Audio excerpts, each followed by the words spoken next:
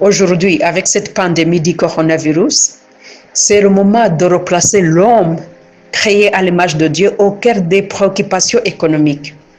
C'est le moment de penser à une économie solidaire en privilégiant la solidarité et l'utilité sociale par rapport au profit.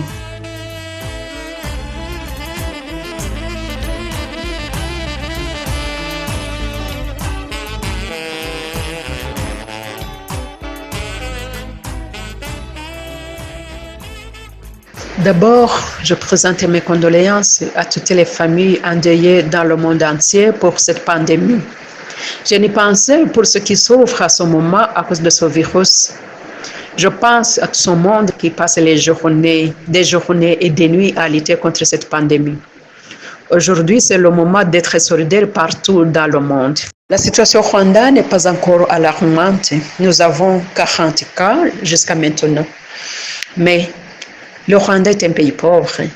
Si le pays comme l'Italie, un pays développé, est dépassé par la situation, les médecins sont débordés, ils n'ont pas suffisamment de matériaux pour soigner convenablement les malades. Alors, quelle serait la situation si le coronavirus arrive à se propager dans mon pays? Ce sera une catastrophe. C'est pour cela que je suis derrière les conseils que les services de santé sont en train de publier à travers différents canaux. Mon grand souci aujourd'hui sont les conséquences des mesures de confinement prises par le gouvernement. Le Rwanda a plus de 2 700 000 personnes qui travaillent dans le secteur informel. Des petits travaux ont été suspendus. Pourtant, ce sont ces petits travaux qui font vivre beaucoup de gens, surtout dans la ville de Kigali, comme dans d'autres villes au Rwanda. Ces personnes ne gagnent pas assez pour faire des épargnes. La question qui se pose maintenant est de savoir s'ils vont mieux mourir de faim ou de coronavirus. C'est une équation pour le gouvernement qui a le devoir de protéger et de veiller sur toutes les couches de la population, surtout dans une période pareille. Il faut s'occuper des personnes les plus vulnérables. Une semaine seulement après ces mesures de confinement, il y a des gens qui n'ont plus rien à manger. Les plus vulnérables sont ceux qui se trouvent dans les villes et qui vivent des petits travaux, comme je l'ai souligné tout à l'heure. Le temps que le gouvernement organise comment les assister, il faut qu'entre nous, dans nos quartiers, nous nous entraidons. Il faut donner à manger à ton voisin qui n'a rien. Donc, j'appelle à la solidarité entre nous en tant qu'humains. Mais il est très urgent que le gouvernement s'organise et apporte assistance aux personnes qu'il protège du coronavirus, mais qui, sans son intervention, vont mourir de faim.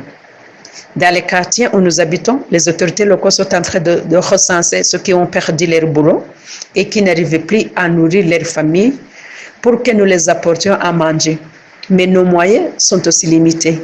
C'est pour cela que j'invite le gouvernement de prendre la relève et d'assumer sa responsabilité.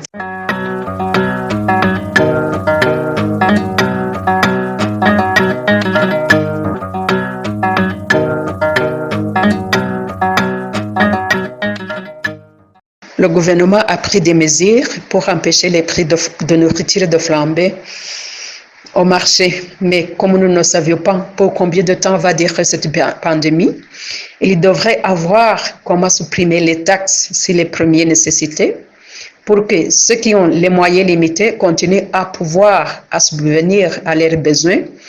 Autrement, ils vont bientôt grossir les rangs des vulnérables. Les activités économiques aujourd'hui doivent être au service du politique social.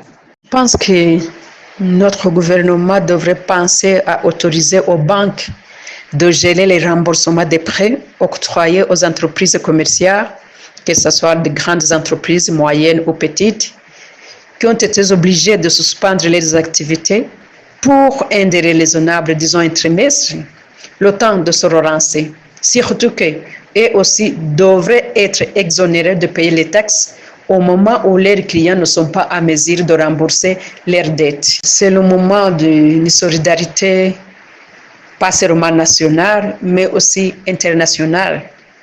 Je pense qu'il est vital, il est vraiment nécessaire Aujourd'hui, avec cette pandémie du coronavirus, c'est le moment de replacer l'homme créé à l'image de Dieu au cœur des préoccupations économiques. C'est le moment de penser à une économie solidaire en privilégiant la solidarité et l'utilité sociale par rapport au profit. J'ai été enchantée par la proposition du Fonds monétaire international et la Banque mondiale qui propose à gérer le remboursement de la dette des pays pauvres pour que ces pays puissent dégager de l'argent pour combattre la pandémie.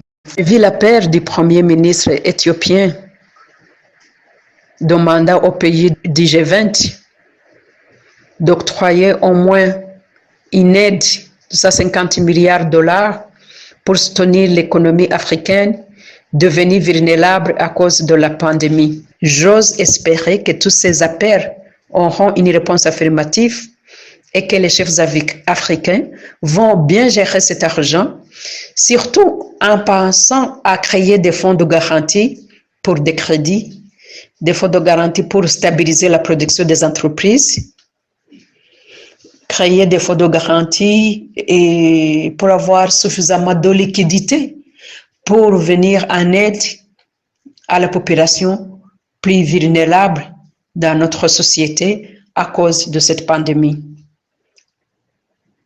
J'espère que les mauvaises habitudes de détourner des fonds pour des intérêts personnels vont cesser sur notre continent. Parce qu'aujourd'hui, le peuple africain a besoin de voir leurs leaders prendre leurs responsabilités pour le bien-être de leur population. Je termine mon message en demandant à tous les Rwandais d'unir nos forces pour le bien-être de notre pays, pour le bien-être de nous-mêmes Rwandais. Unissons-nous. Unissons-nous. Merci.